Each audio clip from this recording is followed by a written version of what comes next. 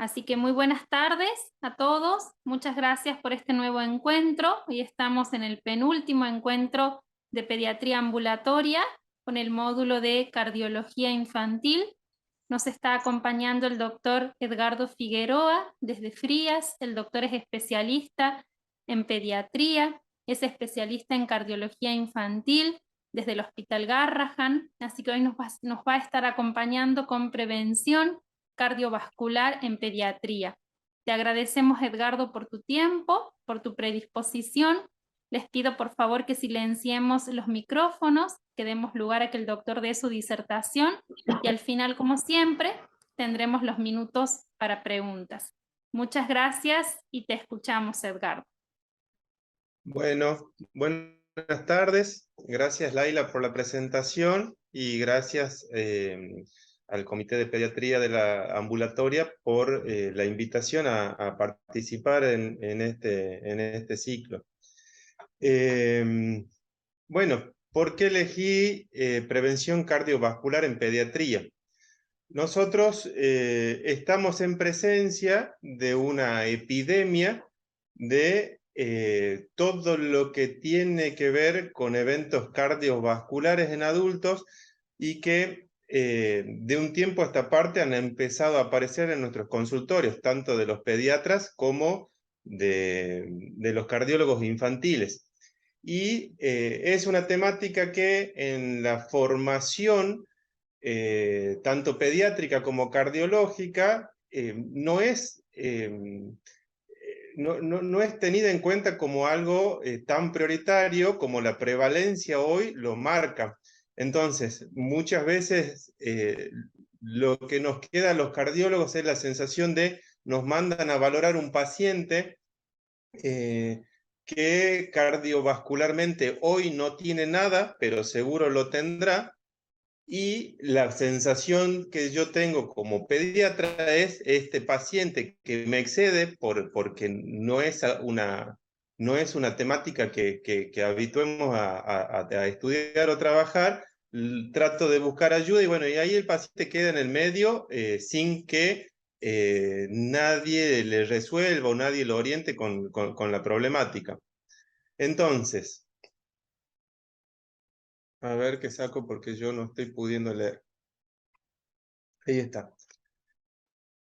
Bueno, las enfermedades cardiovasculares no son una causa importante de muerte en pediatría, pero sí es la primera causa de muerte en la edad adulta. Nosotros los cardiólogos infantiles estamos muy habituados a trabajar con la cardiología, con la cardiopatía congénita, y de un tiempo a esta parte este tipo de consultas nos está desbordando. La Organización Mundial de la Salud lo considera hoy una epidemia creciente relacionada con hábitos alimentarios y estilo de vida. Estos son dos términos que los voy a repetir durante esta conversación en reiteradas ocasiones, porque por aquí pasa la mayor parte de la solución. Y sí determina una alta morbimortalidad y discapacidad en la vida adulta. Entonces, la enfermedad cardiovascular forma parte de las enfermedades crónicas no transmisibles y la prevención es el objeto prioritario en la salud pública. Todo esto relacionado que esta alta morbimortalidad y discapacidad genera población no productiva a los fines económicos. Y entre los factores de riesgo de esta enfermedad cardiovascular, un poco de lo que vamos a conversar hoy está relacionado con hipertensión, dislipemia, obesidad, sedentarismo, diabetes y tabaquismo. Mi intención con esta clase no es dar detalle de cada una de estas enfermedades, sino hacer un pantallazo general de qué se trata, cómo podemos nosotros intervenir y que nos quede luego de esto, si es posible, como el hábito de pensarlo, preguntarlo y hacer, aunque sea la intervención primaria de lo que luego termine siendo el tratamiento. ¿Y qué se busca prevenir? Se busca prevenir lo que se llama ateroesclerosis. Este es el objetivo intermedio. Si nosotros disminuimos este desarrollo de aterosclerosis, llegamos a prevenir el objetivo final, que es la prevención de los eventos cardiovasculares como la enfermedad coronaria y los ACV. ¿En qué se fundamenta esto de la prevención cardiovascular en la pediatría? Está muy descrito, muy estudiado, que la aterosclerosis comienza en la infancia. Y hay publicaciones que hablan de la primera infancia como la etapa en la que ya se pueden encontrar cambios vasculares asociados a la aterosclerosis. También está visto, muy estudiado, que la extensión y la progresión de la aterosclerosis en el adulto se correlaciona en forma directa con el número y la severidad de los factores de riesgo. Entonces, para un adulto no es lo mismo tener un factor de riesgo que 3, no es lo mismo tener una obesidad grave que un sobrepeso. Y todo esto está mostrando sus primeros estadios en la pediatría. Los factores de riesgo se presentan en la infancia y se mantienen en la adultez. Y también hay mucho estudio que dice de esto, que iniciar la vida adulta con un perfil de bajo riesgo, o sea, con pocos factores de riesgo, está asociado a un sostenido bajo riesgo para eventos cardiovasculares. ¿Se entiende ahí? ¿Se escucha? Yo he perdido la posibilidad de verlos con la presentación. Yo sí te escucho muy bien, Edgardo, se escucha muy clarito. Sí, se Bueno, escucha perfecto. bien, continúo entonces. Ustedes, si surge algo, alguna acotación, lo hacemos durante la clase y si no, al final abrimos una instancia de conversación. Casi todo lo que voy a hablar acá en la clase está en este consenso de prevención cardiovascular en la infancia y adolescencia, que salió publicado en el 2019 en la Revista Argentina de Cardiología y que está creado por la Sociedad Argentina de Cardiología, y acá se me ha cortado la diapo, también está generado por la Sociedad Argentina de Pediatría. Es una asociación de las dos sociedades para generar este consenso. Y empezamos con los factores de riesgo.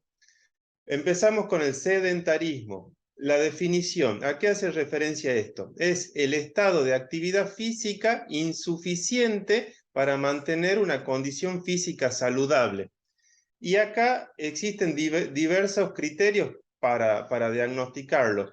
El tiempo mínimo que se recomienda de actividad física es el de 60 minutos diarios de actividad física moderada a vigorosa, que después lo vamos a explayar un poquito al qué es moderado y vigoroso y qué es actividad física que no encuadra en esto, pero que sí es necesario.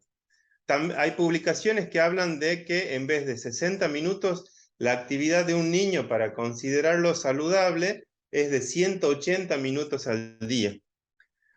En cuanto a la estadística, y según publicaciones nacionales, hasta el 45,4% de la población argentina entre 5 y 17 años tiene un comportamiento sedentario o no llega a estos mínimos valores que se consideran aceptables. Factores que predisponen a que este 45% sea un valor tan prevalente es la edad, el sexo, patologías de base, situaciones que tienen que ver con lo familiar y lo socioambiental. En la edad está muy descrito y seguramente cada uno desde su experiencia en el consultorio a esto lo tiene en claro que a medida que nuestro paciente pediátrico va creciendo, se va haciendo más inactivo. Y esto tiene que ver con qué? Con una serie de situaciones. Primero es que la mayoría de las escuelas de fútbol, de básquet, de hockey, de patín, están enfocadas más hacia la infancia, hacia el chico escolar. Y segundo, que tiene que ver también con el tiempo que los chicos le dedican a la educación cuando son más grandes. En cuanto al sexo, en general los varoncitos son más activos cuando son más chicos que las nenas, y en la adolescencia hay una paridad de sedentarismo entre varones y mujeres. Hay patología de base que falsamente se considera como inhabilitante para hacer actividad física. También, apelando a su experiencia en el consultorio, seguro todos tenemos en nuestra mente el paciente que porque tiene asma no hace ejercicio, o el paciente que estuvo fracturado no hace ejercicio, o el paciente que fue paciente oncológico no hace ejercicio. Y de esta charla yo quiero que nos quede el concepto inverso. Digo, primero hay que controlar las patologías de base para que le posibiliten hacer ejercicio al niño. Y también existe una indicación de actividad física personalizada para cada situación de paciente. O sea, no debería haber paciente que no haga, o no debería haber niño que no haga actividad física. En los ambientes familiares, o sea, todo lo que tiene que ver con lo familiar, también, digo, está muy descrito que si papá y mamá hacen ejercicio, es más probable que los niños hagan ejercicio. Si papá y mamá tenemos muchas horas sentados al frente de las pantallas, o por trabajo, o por recreación, o por ocio, los chicos imitan este comportamiento. Y lo que tiene que ver con lo socioambiental es que no en todos los ámbitos donde nosotros nos movemos, todos tenemos el mismo acceso a la práctica deportiva. Y esto tiene que ser preguntado, tiene que ser conversado con el familiar y con el paciente para ver de qué se dispone cerca de la casa, pensando en que una vez que nosotros iniciemos con la actividad física se lo pueda sostener con el tiempo. Y acá pasamos a la detección temprana. Para detectar el chico que tienes, al chico sedentario, salvo que tenga otras situaciones que nos lo hagan presumir, necesariamente le tenemos que dedicar tiempo y hacer una anamnesis dirigida al tipo de actividad física y al tiempo que se le destina.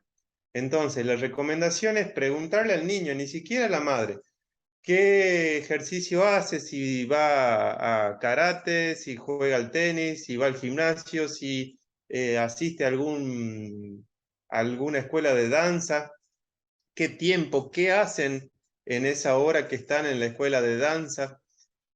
También un poco de esto surge conocer el interés del niño y que nuestra indicación de actividad física sea algo que sea del agrado de la familia, que sea posible de realizar y sostener en el tiempo.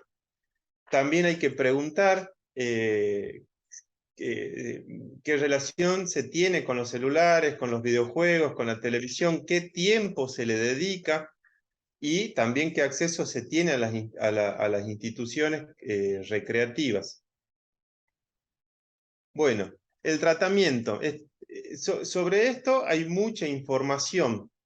Como resumen,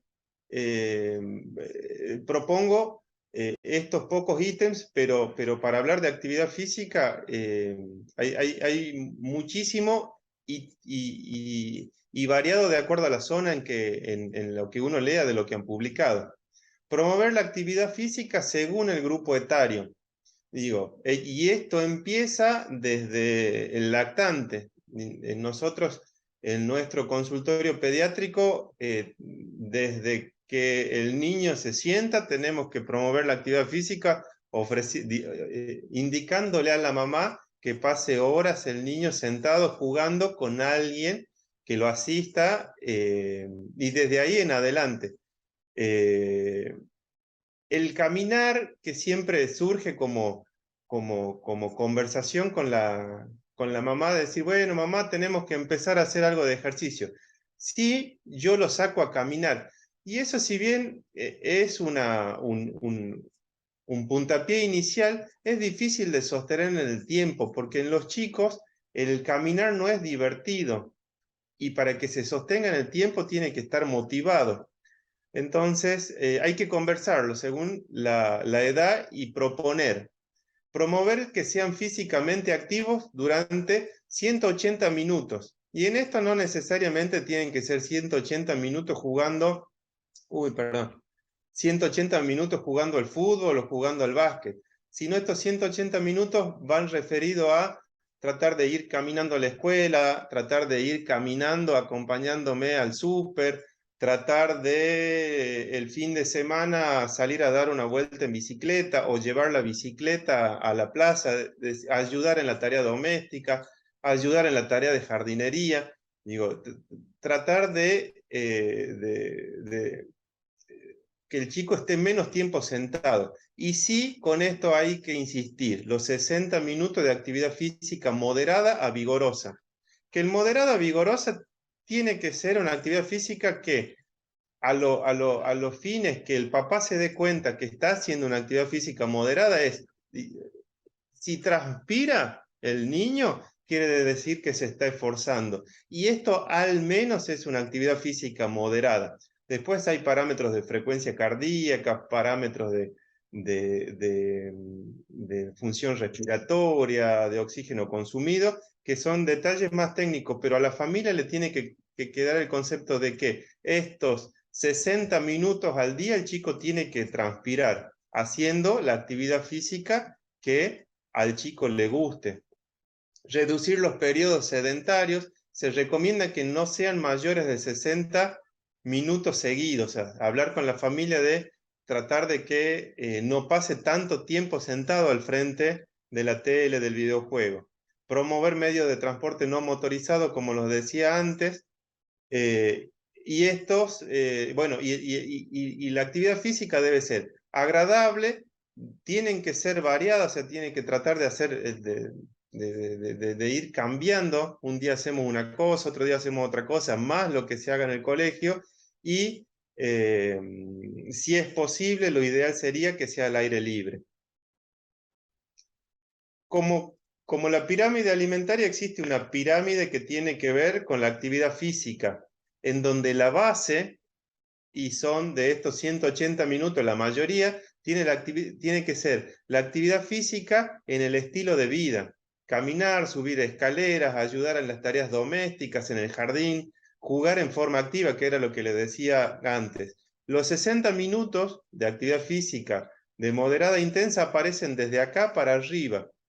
Y acá van los juegos activos como práctica de deporte, correr, saltar, andar en bicicleta. También se pueden intercalar con ejercicios que tengan que ver con la flexibilidad o con el tono muscular. Y bueno, y lo que no tiene que pasar son la cantidad de horas al frente de la tecnología. Bueno, eso es sedentarismo. Ahora pasamos a otro de los factores de riesgo, y que por la prevalencia y por cómo viene cambiando la tendencia en los últimos años, considero que es lo más importante. Considero, y bueno, y es lo que la bibliografía habla como el factor de riesgo más importante, per se, porque genera aterosclerosis y porque en general viene asociado a otras comorbilidades. No vamos a entrar en mayor detalle de definiciones y demás.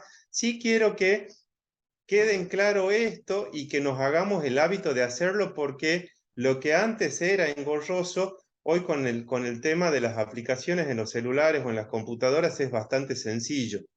Diagnosticar el sobrepeso y diagnosticar la obesidad en la consulta, aunque la consulta no sea,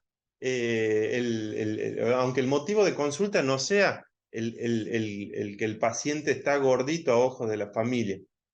Nosotros llegamos a un diagnóstico de sobrepeso con un índice de masa corporal con un puntaje Z entre 1 y 2. Esto que en otro tiempo era cuestión de agarrar un lápiz y una calculadora, hoy con las aplicaciones es muy sencillo y es muy práctico y fácil de hacer en el consultorio. Esto, cuando hablamos de percentilos, es más del percentil 85. Obesidad, hablamos cuando es más del percentil 95 o el puntaje Z mayor a 2. Y obesidad grave, cuando el puntaje Z es mayor a 3. Seguramente los que tienen el hábito de hacer de sacar el índice de masa corporal en la consulta, aunque no sea el motivo de consulta, el sobrepeso, tienen una idea de lo que yo les voy a comentar ahora. Si uno se dedica a hacerle el índice de masa corporal a los pacientes que asisten al consultorio, es muy frecuente y probablemente más que este 28,8% el índice de masa corporal arriba del percentil 85 o entre el Z1 y 2. Entonces, como es accesible desde el punto de vista de que con la tecnología nos podemos apoyar y como es una situación tan prevalente, invito a que lo tengamos como hábito. Bueno, si lo pesamos para calcular una medicación, de paso le hacemos la talla, nos sale el índice de masa corporal, nos sale con qué Z está y al menos usar esa consulta que vino por una faringitis como para hacer el comentario de mami, tu hijo está en sobrepeso, me gustaría que en otra conversación avancemos sobre esto y alguna pauta más en cuanto a lo que tiene que ver con la dieta o el ejercicio. En la Argentina la prevalencia de sobrepeso y obesidad es esta. El 28,8% tiene sobrepeso y el 5,9% tiene obesidad. O sea que un tercio de nuestra población está con índices de masa corporal aumentados. Es más frecuente en varones y ha ido en aumento en últimos años. Es muy llamativo el progreso de las encuestas, que habla del 18, del 22, del 28, y si uno se imagina esa curva ascendente sin una intervención que va más allá del consultorio pediátrico. Pero bueno, la parte que a nosotros nos toca es esa. Uno se imagina que esa curva sin una intervención va a ser una situación inmanejable con el paso del tiempo. Es considerado el factor de riesgo más importante para los eventos cardiovasculares, como le decía antes, porque va en incremento en el último tiempo y porque va asociada a otros factores de riesgo, especialmente hipertensión, diabetes o lo que es el síndrome metabólico y dislipemias. Por sí sola, sin comorbilidad, la obesidad tiene cambios. En cuanto a lo cardiovascular, voy a mencionar yo todo lo que tiene que ver con lo osteomuscular, con lo anímico, todos los pediatras lo conocemos. Lo que tiene que ver con lo cardiovascular, los chicos con obesidad, existe ya hipertrofia de ventrículo izquierdo, son ventrículos que son más rígidos, o sea, tienen menos diástelos, menos capacidad de recibir sangre, tienen disfunción endotelial, son chicos que tienen predominio del sistema nervioso simpático y menos del parasimpático, entonces son niños que suelen tener frecuencias cardíacas más altas y tono vascular más aumentado.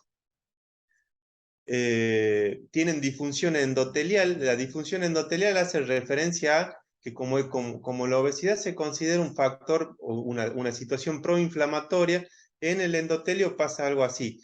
Hay aumento en citoquinas inflamatorias, hay disminución del óxido nítrico, hay mayor predisposición a endotelizar el colesterol LDL y esto todo junto lleva hacia el inicio precoz y acelerado de la aterosclerosis. Bueno, lo que les hablaba de clasificación en la diapo anterior, según la OMS, el índice de masa corporal y percentilos. Yo, como les digo, propongo a que lo hagamos en el consultorio, porque el chico que tiene sobrepeso, Z entre el percentil 1 y 2, y percentil mayor a 85 y menor a 97, a los ojos de la familia no es un chico que tenga problemas. Cuanto más rural el ambiente, más pasa que más saludable es el niño cuanto más cercano a estos percentiles. Percentiles normales, 40, 45 para el peso, generan motivo de consulta por bajo peso para los ojos de la familia. Entonces, depende de nosotros esto de percentilarlos, sacar el puntaje Z y hacer algún comentario en la consulta en la familia. Siempre con el ánimo de ser motivador en la conversación. Tratar de que a la familia no le quede la sensación de que uno es obesofóbico o que uno es enemigo del chico que está con sobrepeso. Bueno, y lo que dije antes, entre 1 y 2 el Z, más de 2, más de 3 obesidad grave. Esta situación también es mucho más frecuente de lo que uno lo considera y el número llama la atención y a los ojos o a la percepción de la familia no es un problema importante en muchas veces. Bueno, en cuanto al sobrepeso y la obesidad, las recomendaciones, y acá las recomendaciones también, hay mucho escrito de cuándo empezar a aconsejar, y cada vez es antes, al punto de que prevenir la obesidad materna está asociado a que nosotros tengamos un lactante que no sea obeso y un niño que no sea obeso. Promover la lactancia materna, enseñarle a comer a los chicos reconociendo señales de hambre y saciedad, o sea, tratar de aconsejar a la familia de que no insista cuando el chico ya no quiere comer, por más que a nosotros nos parezca que no es mucho lo que ha comido. La alimentación complementaria adecuada, digo, informar sobre los grupos nutricionales. Esto también es importante y también seguramente más de todos tenemos el recuerdo en el consultorio de hablarle de legumbres a alguna familia y que te pregunten las legumbres bien cuáles son. O sea, digo, eso tiene que ver con desinformación en cuanto a los grupos nutricionales. El agua tiene que ser la única forma de hidratar a los chicos. Explicar que las aguas saborizadas no son saludables, que las sales tipo Gatorade no son saludables, que los Bagios, Hades, se los puede utilizar como excepción, pero no en el día a día. Promover el desayuno como comida fundamental en el día, promover el consumo de frutas, verduras y limitar el consumo de alimentos de alto valor energético. Esto de los alimentos de alto valor energético también. Seguramente todos en el consultorio hemos tenido más de una experiencia de que se consideren saludables algunos tipos de galletitas que a las claras son bolas de grasa y azúcar, que se consideren saludables algunos cereales que son pura azúcar, que se considere saludable las aguas saborizadas. Digo, con esto lo que quiero yo es que volvamos a retomar la iniciativa y el hábito de explicar qué se puede siempre, qué se puede a veces, qué tratar de evitarlo desde la primera consulta. El manejo inicial en cuanto a la obesidad. Bueno, lo que les decía antes, la entrevista tiene que ser motivacional. No puede ser como solía ser la medicina antes, sentados nosotros en un lado y con el dedo acusando a la mamá o acusándolo al niño de lo que hace o deja de hacer. Porque seguro a los fines de, que es lo que nosotros necesitamos, que es que el chico baje de peso, no lo vamos a lograr con esa postura. Hay que evaluar las comorbilidades y de acá surge el examen físico. Digo, además de tomar la presión, nosotros tenemos que revisarlo al niño para ver si tiene acantosis nígrica. También tenemos que revisarle el abdomen para ver si tiene hepatomegalia. Y el laboratorio inicial que todos deberíamos hacer está relacionado a la comorbilidad que tiene el chico con sobrepeso, obesidad. glucemia, colesterol total, HDL, LDL, triglicéridos, hepatograma. Esto lo menciono al pasar ahora porque cuando comentemos lo de dislipemia lo profundizamos. Y acá surge la disyuntiva en cuanto al manejo inicial de qué ofrecerle al niño, si bajar de peso o mantener de peso. Todos sabemos que el índice de masa corporal está determinado por el peso y la talla y la relación que eso tiene. Nosotros los adultos, para bajar el índice de masa corporal, no nos queda otra que bajar de peso. Los niños, además de bajar de peso, con el solo hecho de crecer, acomodan el índice de masa corporal. Entonces, no en todos los chicos es recomendable hacer que disminuyan de peso. Muchas veces planteándose objetivos discretos que se puedan cumplir, hace que a largo plazo se pueda sostener en el tiempo. Entonces, por ahí un chico que tiene un percentil 95 para índice de masa corporal, se le puede proponer, conversándolo con el niño, si es que la edad del chico lo permite, se le puede proponer mantener el peso, decir, bueno, hoy tenemos 45 kilos, estamos en noviembre, se vienen épocas en donde es difícil bajar de peso, las fiestas y demás. Bueno, en marzo, cuando nos volvamos a ver para completar la ficha del colegio, al menos tenemos que tener 45 kilos. La diferencia del índice de masa corporal va a ser que a marzo el chico probablemente tenga 3, 4 centímetros más y así lo podamos haber limitado. O sea, podamos haber acomodado ese percentilo. ¿Cuándo derivar? Y bueno, y siempre hablar de actividad física, ¿no? ¿Cuándo derivar a un centro especializado? Digo, a un centro de mayor complejidad que maneje obesidad. Sí o sí hay que derivar cuando la obesidad inicia antes de los 2 años, o bien cuando la obesidad está asociada a comorbilidad, en donde además de los cambios de estilo de vida, uno tenga que administrar algún medicamento, por ejemplo, metformina, o bien cuando uno desde el consultorio haya captado el paciente con obesidad, que haya tratado de intervenir en los factores que tienen que ver con la alimentación, el ejercicio, y no haya disminuido el índice de masa corporal en 12 meses, ahí sí o sí se recomienda que se consulte con un centro donde tenga un equipo multidisciplinario que trabaje con obesidad, o bien cuando se tenga la sospecha de algún factor genético. Bueno, esto que hablaba antes aparecen en muchas recomendaciones. Yo solo aquí elegí una por lo sencillo de interpretar que es. Estas son 10 mensajes para población mayores de 2 años. Incorporar a diario alimentos de todos los grupos y realizar al menos 30 minutos de actividad física. Y esto como para una primera entrevista y plantear objetivos que sean posibles, me parece adecuado. Tomar a diario 8 vasos de agua, consumir a diario 5 porciones de frutas y verduras, de variedad de tipos y colores, reducir el uso de sal y el consumo de alimentos con alto contenido en sodio. O sea, esto es básicamente andar menos por el súper y más por la verdulería, así le digo yo siempre a mis pacientes.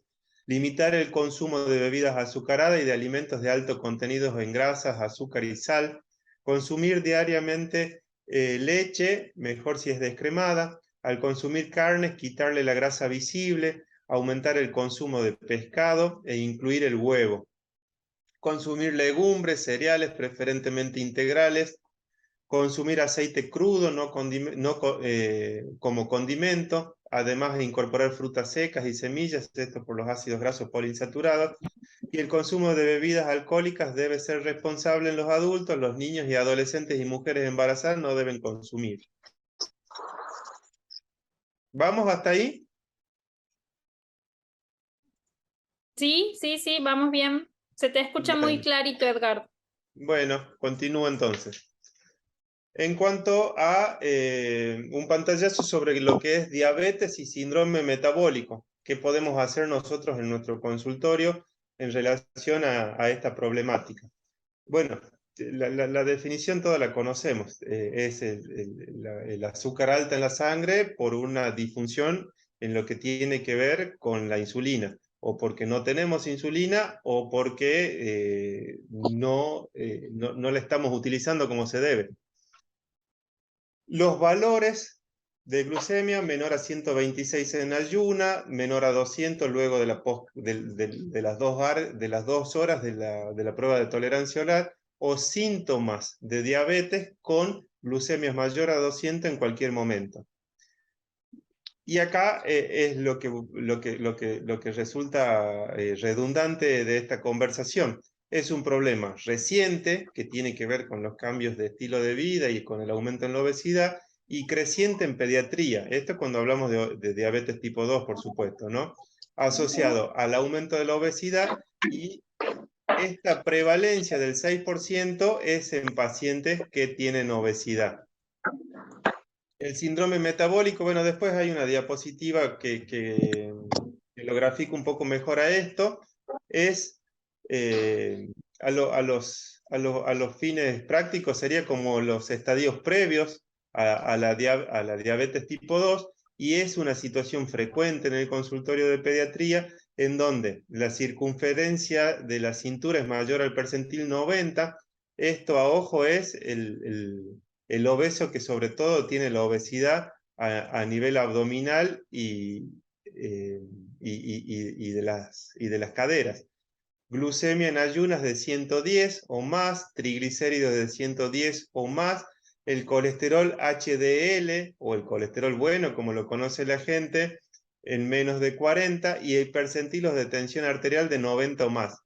Y este síndrome metabólico, paso previo, como para simplificarlo al concepto, a la diabetes tipo 2, tiene una prevalencia del 15% en los pacientes con obesidad.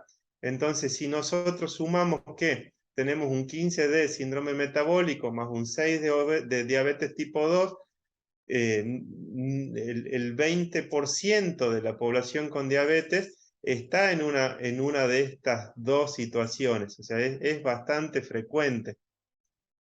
La patogenia de la diabetes tipo 2 y del síndrome metabólico, cuando se lo asocia, o sea, cuando se habla de aterosclerosis, es compleja. En un resumen, podríamos decir que existe disfunción endotelial. Habíamos hablado antes de esa situación proinflamatoria en donde abundan las citoquinas proinflamatorias, disminuyen sustancias vasodilatadoras como el óxido nítrico, hay disminución de potasio, aumento de sodio. Todo esto hace que que la arteria sea más rígida y más propensa a endotelizar el colesterol. Y esto termina acelerando el proceso de aterosclerosis. A nivel de las células miocárdicas y del sistema nervioso autónomo también hay cambios en la diabetes y en el síndrome metabólico. La definición en una diapo con números, lo recomendable es una glucemia en ayunas menor a 100. Estas glucemias de entre 100 y 126 son para controlar, son para indicar prueba de tolerancia oral a la glucosa, y diabetes es cuando la glucemia en ayunas es mayor a 126. Acá también habla de la poscarga y de la hemoglobina glicosilada. El síndrome metabólico en una diapositiva, la circunferencia de cintura mayor al percentil 90, en esta tendencia que hay a ser más estrictos con los valores y a tratar de empezar a prevenir, a actuar antes. Se están bajando los valores de percentil 90 a percentil 75, glucemia en ayuna más de 100 o 110 de acuerdo a la bibliografía que uno consulte, los triglicéridos mayores a 100 o 110, el colesterol HDL menor a 40 o 50 de acuerdo a lo que uno consulte, y los índices de presión arterial y los percentiles de tensión mayor a 90. Bueno, en cuanto al tratamiento no vamos a hacer algo muy específico, porque es tarea del especialista, pero sí algunas cuestiones que tienen que ver con el manejo inicial y con el acompañamiento que nosotros podemos hacer sí en el consultorio. La detección temprana, también volvemos a lo mismo, anamnesis dirigida. ¿Qué tipo de ejercicio, qué tipo de descanso, qué tipo de dieta tenemos? Los antecedentes familiares. Todos sabemos que la diabetes tipo 2 tiene un componente hereditario importante. El examen físico, como habíamos dicho, con índice de masa corporal y tensión arterial. La tensión arterial percentilada tiene la misma, o sea, la misma dificultad que el índice de masa corporal. Hoy con las aplicaciones que todos tenemos en los celulares es cuestión de minutos hacerlo. Y bueno, pesquisarlo en todo paciente, pedir una glucemia o una prueba de tolerancia oral de acuerdo al caso en todo paciente con índice de masa corporal 85. Cada vez es más la bibliografía que habla de esto, de pedir glucemias, de pedir pruebas de tolerancia oral en pacientes con sobrepeso, situación que hablamos de 1 cada 3 de los pacientes que asisten a nuestro consultorio. El manejo inicial. El síndrome metabólico no tiene un tratamiento específico, va todo dirigido de nuevo al cambio de estilo de vida, alimentación y ejercicio. Las medidas tienden a mejorar la obesidad central y la resistencia a la insulina. Promover el plan de actividad física, un plan nutricional en trabajo conjunto con equipo multidisciplinario. Esto es en los pacientes que tengan comorbilidades o en los pacientes que tengan el diagnóstico de diabetes tipo 2. Bueno, hipertensión arterial. Pasamos a otro de los factores de riesgo que cada vez está más prevalente y que los pediatras cada vez tenemos que estar más atentos y es una práctica más en el consultorio que deberíamos hacer. Sobre todo ahora en la época en la que se viene el llenado de fichas de los certificados de salud para el ingreso escolar. Acá volvemos a lo mismo. La prevalencia ha ido en aumento en relación a la epidemia de obesidad. El diagnóstico de hipertensión está dado por los percentilos de presión. Es normal cuando tiene un percentil 90 o menos de presión arterial para la edad y para el sexo. Es limítrofe cuando está entre el 90 y el 95 y tiene hipertensión cuando se tienen 3 tomas del percentil mayor a 95. Y acá quiero hacer una salvedad. Y esto surge de la experiencia en el consultorio. Muchas veces, y de acuerdo al ámbito donde nosotros nos desempeñamos como médicos, nos movemos de acuerdo a lo que se disponga en el medio. Y uno siempre tratando de economizar en métodos complementarios y en tratar de hacer algo que sea accesible a la familia, les recomienda a los familiares de hacer como un diario de presión arterial, registrar 1 o 2 semanas y volver a la consulta. Y mi experiencia particular es que de las recomendaciones que sí que uno hace de haber venido por una ficha de ingreso escolar o haber venido por alguna otra situación al consultorio, haber encontrado un chico con obesidad, haberle tomado la presión, haber encontrado un percentil mayor a 95 y haberle indicado a la familia que registre la presión y volver a las 2 o 3 semanas, no resulta en cuanto a que la adherencia a la propuesta es pobre. Entonces, el paciente que nosotros tenemos un registro de presión alto y tenemos la posibilidad, porque el medio donde trabajamos lo permite, porque la situación económica de la familia lo permite, no es descabellado acá en la primera toma pedir un mapa, un registro de 24 horas de presión arterial, que no es un método invasivo, no es un método cómodo, pero no es invasivo, no es excesivamente caro y nos permite ser más diligenciosos al momento de intervenir. ¿Tiene o no tiene hipertensión? Muchas veces ese estadio de tiene o no tiene hipertensión se pierde en los pacientes. La evaluación diagnóstica, bueno, acá de nuevo tiene que ver la anamnesis, los antecedentes personales, de enfermedades previas, de hábitos deportivos, hábitos de alimentación, familiares de hipertensión. La hipertensión tiene un componente hereditario, la hipertensión esencial tiene un componente hereditario importantísimo.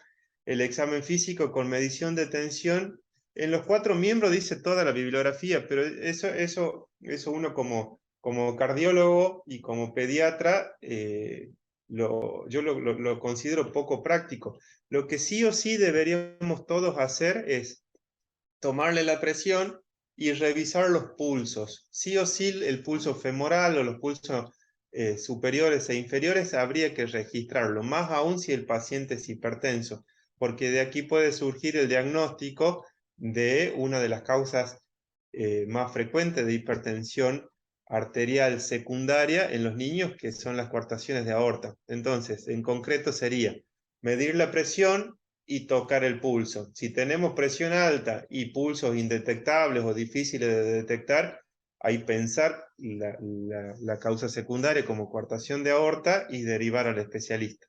Y bueno, y el mapa, que yo creo que va a ser un método de diagnóstico que cada vez va a estar más a disposición del consultorio, tanto del pediatra como del cardiólogo.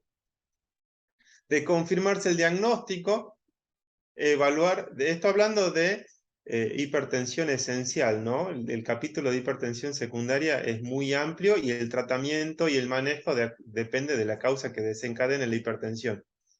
Evaluar el daño de órgano blanco, fondo de ojo, ecografía renal, ecocardiograma, microalbuminuria, laboratorio con perfil lipídico, glucemia, para diagnosticar comorbilidades. Bueno, lo que habíamos dicho en cuanto al diagnóstico de presión arterial normal, limítrofe o hipertensión.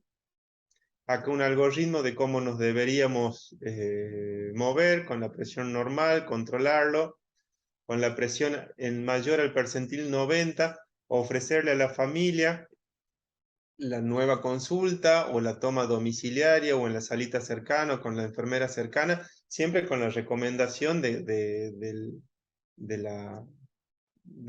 manguito pediátrico. Eso es lo que lo hace dificultoso a veces en la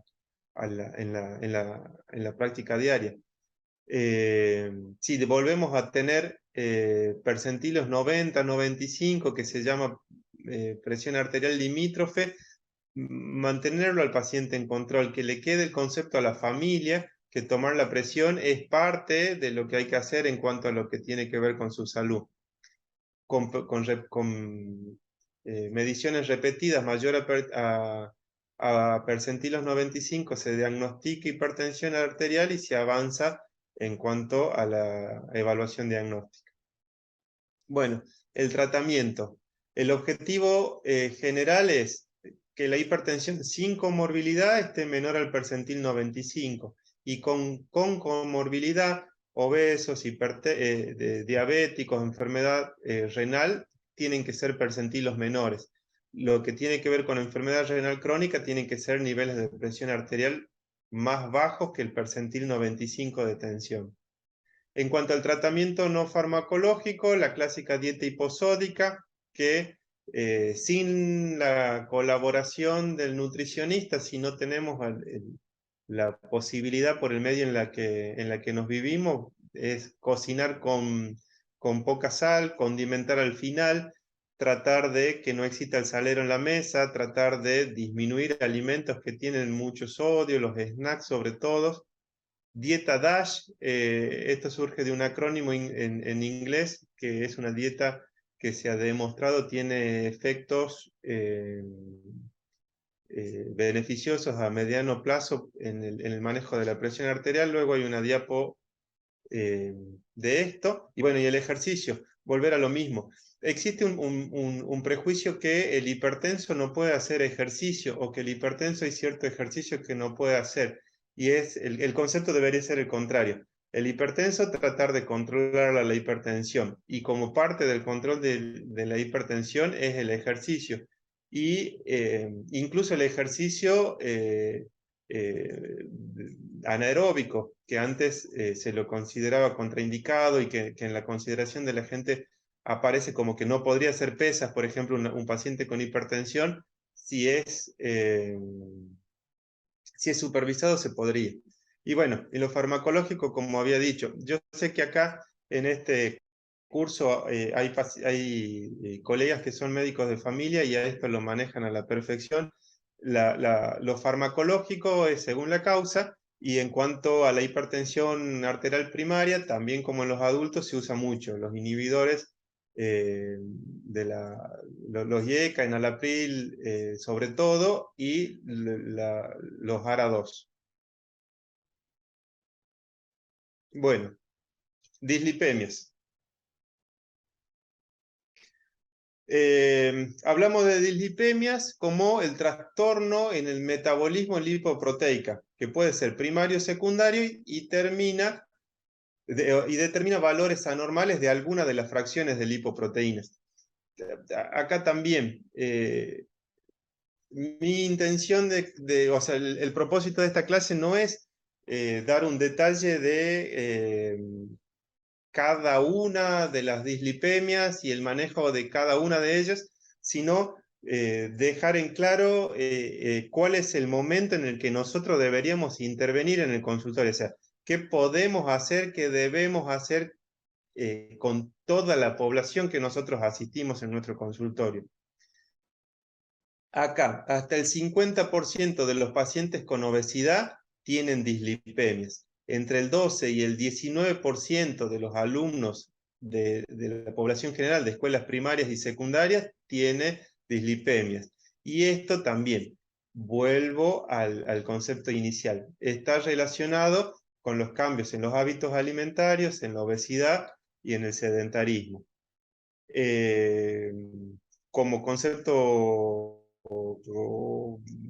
muy grueso, la LDL es la que mayor capacidad de internalización en el endotelio tiene, y es la que genera mayor estrés oxidativo, más capacidad inflamatoria, es la que cuando tenemos elevado es la que mayor capacidad aterogénica tiene. Y la HDL, como se lo considera como el colesterol bueno, es el que se encarga de llevar el colesterol, el trasladar el colesterol desde los tejidos hacia el hígado para el metabolismo. Entonces, animarnos como pediatras a avanzar un poquito, no solo pedir colesterol total, sino es pedir colesterol total con sus subfracciones. ¿Por qué? Porque es frecuente que niños que tienen colesterol total en valores dentro de lo normal tienen HDL bajo, y eso se modifica con relativa facilidad aumentando la actividad física. Entonces es importante avanzar un poquito de qué pedimos cuando pensamos en dislipemia. Y acá surge lo del tamizaje universal.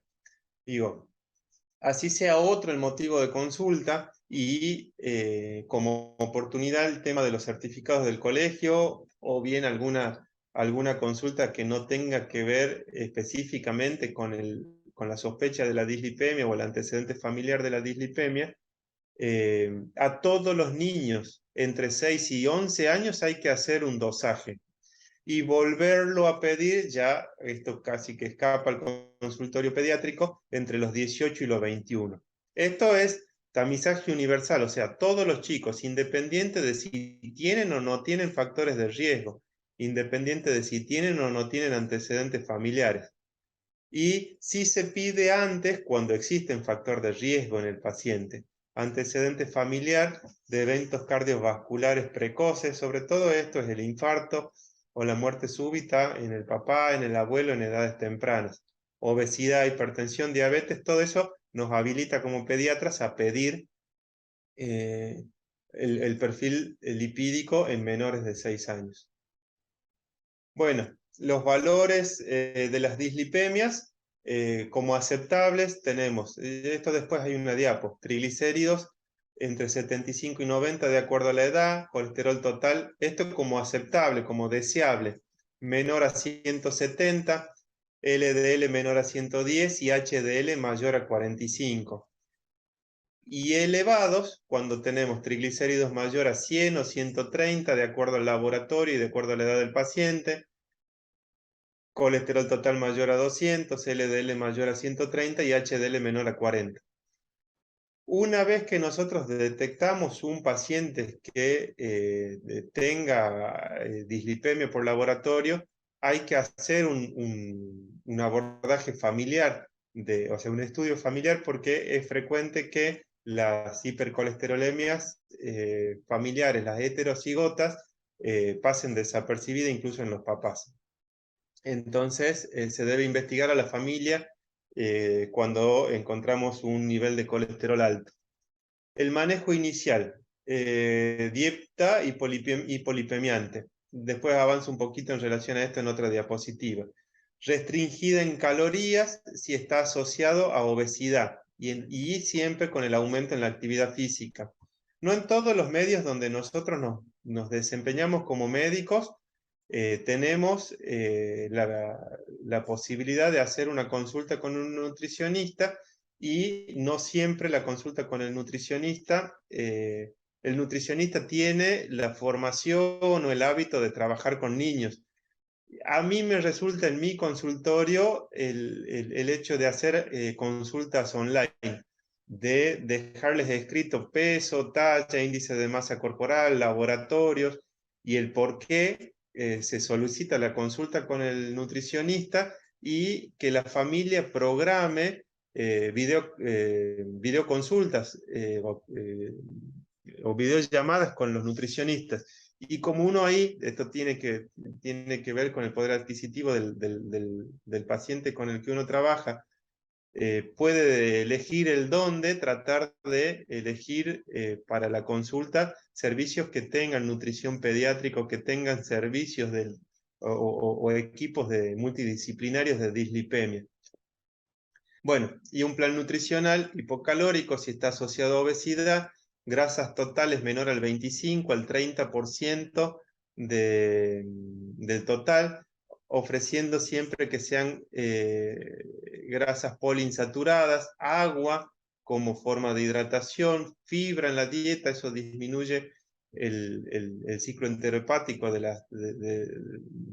los lípidos, más frutas, más verduras, y la recomendación de la actividad física. Acá vuelve a estar.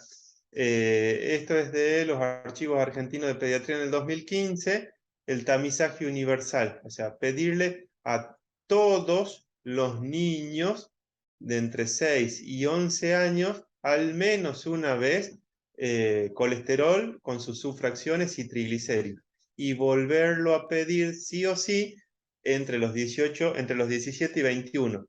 Y acá, en estos periodos de edad, entre los 2 y los 6 y entre los 2 y los 16, de acuerdo a los factores de riesgo o los antecedentes personales del paciente. Bueno, en cuanto al tratamiento farmacológico, existen muchas opciones. Esto siempre es patrimonio del equipo que trabaja con obesidad y que trabaja con dislipemias. Son medicamentos que vienen de la medicina del adulto y que, por ejemplo, las estatinas se pueden utilizar a partir de los 8 años, el ezetimibe a partir de los 6, las resinas, la colestiramina, el colestipol antes, los fibratos, bueno, acá hay que ser más cuidadosos. Y derivar al especialista, todo paciente que no mejore con las medidas higiénico-dietéticas. O sea, nosotros intervenimos en el ejercicio, intervenimos en la dieta, pedimos auxilio a algún nutricionista, pedimos auxilio a algún profe de educación física, no logramos revertir el perfil lipídico y ahí sí o sí, cuando uno valora la necesidad de la terapia farmacológica, el tratamiento con el especialista. Bueno, un pantallazo y son recomendaciones de publicaciones que tienen que ver con la nutrición, de qué nutrición, o sea, cuáles son las recomendaciones que nosotros como pediatras podemos hacer en nuestro consultorio. Siempre intentar comer en familia y que las comidas sean caseras. Frutas y verduras 5 porciones al día. Limitar el tiempo de 2 horas o menos diarias. Establecer horarios para las comidas desde el principio, desde que el chico está aprendiendo a comer. No forzar al niño a terminar toda la comida. No usar alimentos como premio o no usar alimentos como castigo. Y educar al niño siempre a comer sentado y sin pantallas. Para eso, por supuesto, nosotros como familias tenemos que dar el ejemplo. Algo que hago yo mucho en el consultorio y que es atractivo porque es fácil de que el chico lo entienda y que lo puedan registrar. Yo siempre le anoto en un recetario 4 números a los chicos. Siempre les pongo el 5, que son las porciones de frutas o verduras que tienen que comer al día. Entonces yo empiezo poniéndole y dirigiéndome al niño en un tono motivacional. El 5, el 2, el 1 y el 0. Y les explico. 5 porciones de fruta al día. 2 horas a lo sumo de tecnología, de estar sentados. Y esto uno es consciente que es una minoría la que lo cumple, pero al menos que tengan conciencia de cuántas horas pasamos sentados. Digo, tener conciencia de cuántas horas pasamos sentados es lo que primero tiene que pasar para cambiar de hábito. 2, 5, 2, el 1, siempre le pongo el 1 de 1 hora de ejercicio al día. Por ahí en los adolescentes o en los chicos más grandes que ya disponen de celular como propio, les recomiendo que bajen aplicaciones que sean contadores de paso y se los voy modificando a medida que los chicos van mejorando su condición física. Siempre los invito a que todos los días hagan 5.000 pasos, luego 10.000, luego 12.000 y que si siempre la recomendación es, si llegaron a las 8 de la noche, te das cuenta que no hicimos ejercicio en todo el día, bueno, caminemos, llevemos el celular y tratemos de llegar a los 10.000, tratemos de llegar a los 12.000. Eso para los chicos que están tecnologizados, por ahí les resulta de utilidad. Y el 0, que les pongo 5, 2, 1, 0, es lo referido a las bebidas azucaradas. Tratar de que en el día común los chicos no tomen jugos, gaseosas, azucaradas, y sí dejárselo planteado como posibilidad ante la excepción, el cumpleañito, la reunión familiar, pero en el día a día, en el día común, en el que no había más nada que escuela, vóley y volver a la casa, el agua tiene que ser la hidratación. Bueno, acá esta dieta es de las recomendaciones para disminuir las dislipemias, lactancia exclusiva de nuevo antes de los 6 meses. Entre los 6 y 12 meses, la lactancia más los sólidos, solo si es necesario fórmula, no bebidas azucaradas, no restringir grasas salvo indicación médica. O sea, antes del año no se indica leche descremado, yogur descremado. Y no más de 100 mililitros de jugos naturales al día. Más allá de que lo expriman a los jugos, el tomar mucho jugo de naranja aporta la parte que no es tan deseosa del jugo, que es el agua y la fructosa, y no tanto la fibra. Entonces, por ahí un chico que se toma el jugo de 5 naranjas, no se come 5 naranjas, y uno busca también la fibra del alimento. Entre los 2 y los 24 meses, en los chicos que tienen antecedentes de dislipemia o que tienen percentilos altos para peso, la transición hacia la leche descremada. alentar el consumo de agua, limitar el de las bebidas azucaradas, y bueno, y esto ya más con el aporte del nutricionista, las grasas totales, y el porcentaje de grasas mono y poliinsaturadas, y el colesterol.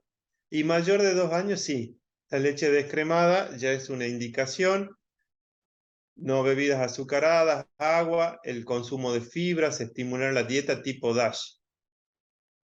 Que la dieta tipo DASH surge del Stop Hypertension, que sería una dieta que según el fundamento fisiopatológico dice que contiene menos sodio y más potasio, calcio y magnesio, que se comportan como vasodilatadores.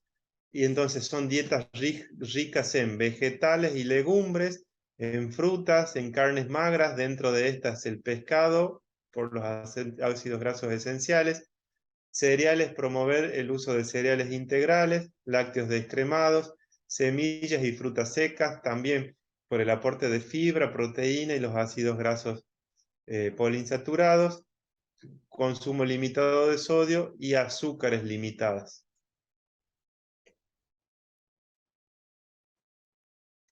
Bueno, y esto es una adaptación de las tablas de salud cardiovascular de adultos que ya están disponibles para la población pediátrica. Y como para finalizar la clase, tratar de visualizar de qué hablamos cuando hablamos de salud cardiovascular. Y son estos 7 ítems en los que lo ideal sería tener un percentil de tensión arterial menor a 90, para eso hay que tomar la presión, actividad física mayor a los 60 minutos diarios de actividad física de moderada vigorosa. Para saber eso lo tenemos que preguntar en el consultorio, lo tenemos que indicar, lo tenemos que indicar en relación al gusto del paciente y a la posibilidad en el medio de qué se puede hacer. El colesterol total tiene que ser menor a 170. Para saber esto lo tenemos que dosar. De nuestra charla de hoy surge que es una indicación universal, o sea, un tamizaje a todos los chicos que vienen entre los 6 y 11 años. La dieta tiene que tener por lo menos entre 4 y 5 porciones de frutas y verduras al día. Y bueno, lo que yo les digo de cómo los recomiendo yo es una forma que está descrita en los manuales de nutrición, pero que cada uno tiene su experiencia en su consultorio. El asunto es conversarlo con la familia.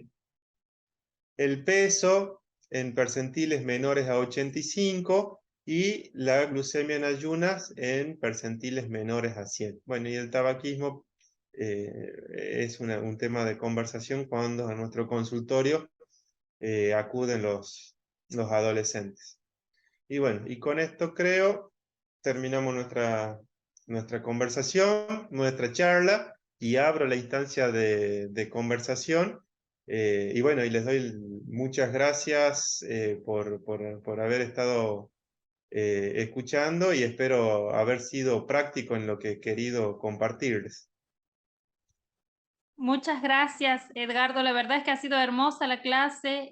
Son muchas las herramientas que nos brindás y que no es necesario tener tanta complejidad en el consultorio para poder iniciar una buena consulta como vos decís, aprovechar más allá que sea una ficha, una faringitis, un síndrome febril, aprovechar esa instancia al menos para captarlo al paciente. Y bueno, iniciar todo lo que vos, bueno, muy bien nos transmitís respecto a lo que hace la prevención cardiovascular. Así que muchas gracias. Quiero aprovechar que acá Cecilia dice, doctor Edgardo, desde la Coordinación de Pediatría del Interior, aprovecho que están presentes pediatras y generalistas para mandarle un saludo y agradecimiento por todo lo que nos ayuda con nuestros niños santiagueños. Así que, bueno, Ceci dice muchas gracias y compartimos Excelente. también ese saludo, porque lo tenemos al doctor en la red de pediatría. Él también es parte del equipo de cardiología en el CEPSI, así que nos ayuda un montón. Así que, bueno, muchas gracias. Después, Sandra dice, muy lindo Edgardo, gracias. La doctora Mirta Pérez nos pide una tabla de percentilos de presión arterial pediátrica, que también la vamos a dejar compartida después en el grupo de pediatría ambulatoria, junto a la clase del doctor, para que nos quede a todos de machete en el consultorio. Hay una pregunta que dice si es necesario dosar de rutina hormonas tiroideas en pacientes con obesidad o algún otro factor de riesgo. Eso, voy a hacer un comentario pediátrico, no cardiológico. La grandísima mayoría de nuestros pacientes con obesidad no tienen enfermedad endocrinológica. A los fines prácticos y, bueno, surge de mi experiencia en el consultorio y de las recomendaciones que uno lee, es que el paciente hipotiroideo que tiene obesidad es un paciente con talla baja, una situación muy infrecuente en el consultorio. En general, el paciente que viene a la consulta es obeso y grandote. Esos son chicos que tienen un aumento en la ingesta calórica y un déficit en el gasto energético. Entonces, así como muy concreto, si el paciente es obeso y alto, como que no sería de rutina. Después sí se podrá indagar si tiene antecedentes familiares o no, si es varón o si es nena, en qué edad, pero de rutina no. Sí me parece como en el laboratorio inicial, en el paciente que tiene obesidad y es talla baja, que no es el más frecuente. Bien, perfecto. Después hace, bueno, una observación el doctor Cáceres, por ahí dice quién controla con qué alimentan a los pollos o a los cerdos o a los vacunos, y en un país con un 50% de pobreza, cómo lograr una alimentación saludable. Eso es algo que se discute mucho, sobre todo también en los colegios, en nosotros, en nuestra provincia, donde tenemos un importante porcentaje de pobreza estructural y que muchos niños dependen del colegio para comer. Eso también tiene que ver con políticas en salud y de generar políticas que favorezcan a la alimentación de estos niños de transmitir, digamos, estas pautas desde los colegios también de alimentación saludable, que muchas veces uno cree que alimentarse de manera saludable es más costoso que la dieta que habitualmente llevan las familias en el día a día, y en realidad no. Y también generar estas políticas, me parece, de generar las huertas en las casas, que ya se están generando en algunos lugares, pero bueno, me parece que eso tiene que ver un poco más con una cuestión política en salud. No sé vos qué comentario tenés, Edgardo, al respecto. Bueno, justo les tocó un cardiólogo vegetariano. Yo creo que no es, o sea, si bien alimentarse saludable cuando uno es muy estricto puede resultar más caro, hay preconceptos sobre la economía en la dieta que nosotros como pediatras podemos modificar. La familia más pobre toma Manaos o toma seco. Y la seco, que es barata cuando uno la compara con la coca, perdón por mencionar marcas, pero es como para que dar ejemplo, es más cara que el agua. Entonces uno dice, bueno, es más caro comer nueces, bueno, pero también es más caro tomar seco. Es más caro comer una carne que uno la considere magra. También es cierto que es muy infrecuente el niño que coma garbanzo en el día a día. Entonces, decir, bueno, uno tiene que modificar su conocimiento en cuanto a la nutrición y proponerle a la familia, decir, bueno, digo, ¿cuántos niños menores de 1 año de los pacientes que nosotros atendemos en nuestro consultorio se hizo una sopa con arvejas? Las arvejas valen 2 mangos en el súper, las deshidratadas. a decir, bueno, digo, si nosotros no se lo mencionamos a la familia, la sopa de la familia es con fideo, con arroz. Digo, bueno, es avanzar un poquito en el qué tal está comiendo. Y bueno, y preguntar con más detalle de qué es el qué tal está comiendo. Y bueno, con el concepto general de que qué comen los animales y lo de la pobreza, yo lo acuerdo como general, pero me parece que es necesario y es una responsabilidad nuestra avanzar un poquito, digo, dar alternativas. Exacto, y quizás abrirle la mente a los papás y a las familias en estas opciones que son súper saludables y que no son económicamente, digamos, tan costosas. Yo quería preguntarte si hay alguna edad límite para el mapa en los niños. No, eso tiene que ver con la disponibilidad del instrumental. La computadorita, la consola es la misma para el adulto y que para el niño. Lo que sí varía es el manguito con el que se lo realiza el mapa. Entonces, o sea, si el cardiólogo infantil o el cardiólogo de adulto tiene un manguito adecuado o el paciente nuestro ya no es tan pequeñito en el que uno pueda usar el, el manguito de adultos, es el mismo equipo el que se usa para los dos. Perfecto. Bien. Y otra cosa que quería preguntarte si vos consideras, hablando en las primeras diapositivas, cuando hablabas de aterosclerosis y su inicio en la infancia y el daño que genera a nivel cardiovascular, cuando hablábamos de sobrepeso y obesidad, si deberíamos los pediatras, quienes al menos tenemos la posibilidad del especialista, como por ejemplo nosotros que contamos con tu presencia aquí en Frías, en aquellos pacientes con obesidad importante, con un puntaje Z mayor a 3, si debiéramos pedir dentro de la rutina o dentro de los controles o al menos en algún momento del seguimiento de ese paciente a un ecocardiograma y algún control para ver estos daños que puede haber en disfunción cardiovascular como impacto, digamos. En un paciente con sobrepeso sin comorbilidad, yo no lo considero necesario.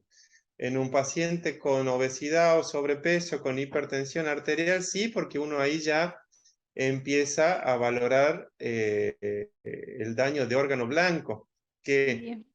es infrecuente en pediatría porque uno lo asume como una situación que se sostiene con los años, la aparición de la hipertrofia, como que en la mayoría no haría falta. En los chicos con obesidad severa sí, porque per se pueden tener hipertrofia miocárdica, o sea, pueden tener corazones más grandes, por decirlo en una forma que sea más fácil de entender. Pero también es una situación que no es la más frecuente y que nosotros como cardiólogos intervenimos reforzando el concepto en el que ya iniciaron los pediatras, que es, tenemos que empezar con alguna actividad física, acomodarle la actividad física para el tipo de obesidad que el paciente presenta, pero como general así no es la recomendación en cuanto al ecocardiograma o al electrocardiograma a un paciente con obesidad sin comorbilidad. Bien, perfecto. No sé si hay alguna otra pregunta por parte de los colegas. No tengan vergüenza, pueden habilitar los micrófonos. Bueno, igual va a quedar todo grabado y vamos a compartir el material teórico. Los debo haber dormido de tanto que hablé. No, hemos llegado a estar 30 conectados, así que ha habido mucha participación, así que te agradezco. Estuvo muy linda la clase, Edgardo. Muchas Bueno, gracias. bueno, muchas gracias a ustedes por haberme invitado y bueno, eh, a mí no solo que no me molesta que me consulten, sino hasta me gusta Mi teléfono está ahí en la red de pediatría, está en el de pediatría ambulatoria, así que queda a disposición de lo que necesiten. Más aún, yo los viernes estoy en el CEPSI, más aún para los pediatras o médicos generales que estamos en el interior, que por ahí el acceso al especialista es dificultoso, a ellos, con más razón, los invito a que me consulten lo que se les cruce por la cabeza. Muchas gracias, muchas gracias. Sabemos de tu buena predisposición quienes te conocemos, así que muchas gracias. Bueno, y gracias a ustedes por estar del otro lado, por llegar hasta estas instancias, que no es fácil, ya estamos en el módulo 12 y bueno, nos encontramos, si Dios quiere, en el próximo encuentro, que ya es el último. Muchas gracias y buena semana para todos. Gracias. Muchas gracias.